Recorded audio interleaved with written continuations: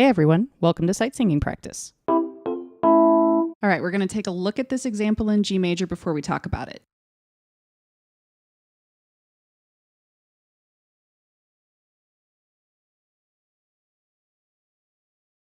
Okay, so let's start with the simplest stuff. We know it's in G major, which is the title of the video anyway, and that it's in 3/4. But even though these are really simple rhythms, you're thinking about a ton of things while you're singing through one of these examples, and the chromatic pitches tend to take precedence at the front of your brain, while the rhythms, even though they're easy, tend to get shoved into the back burner. So it may feel a little weird, but let's take a second and sing through them. All right, counting off. 1, 2, 3. 1, 2, 3, and 1, 2, and 3. 1, 2, and 3. So I found when I was sight reading this thing that the change of pattern there threw me for a second, and it's not a big deal, but it can help a lot to double check those simple things before moving on to the challenging stuff. All right, let's actually listen to the thing now so we can talk about pitch.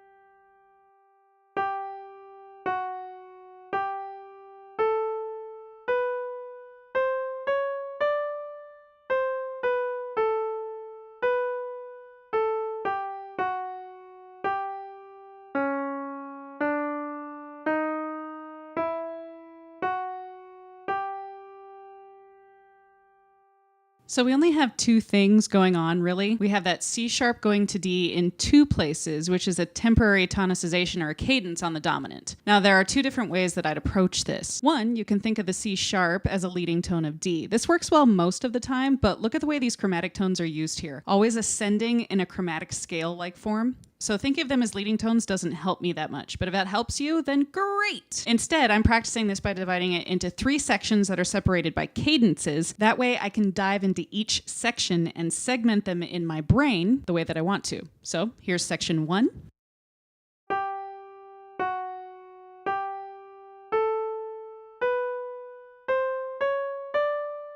Section 2.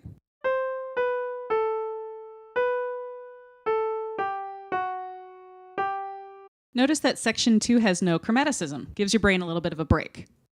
And section 3.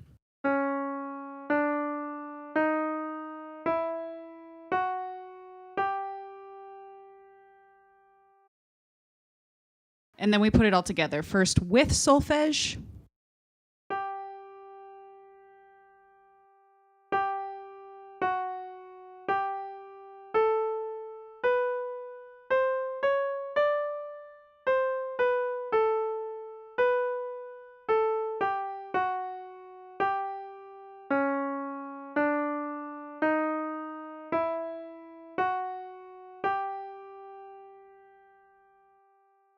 and then without.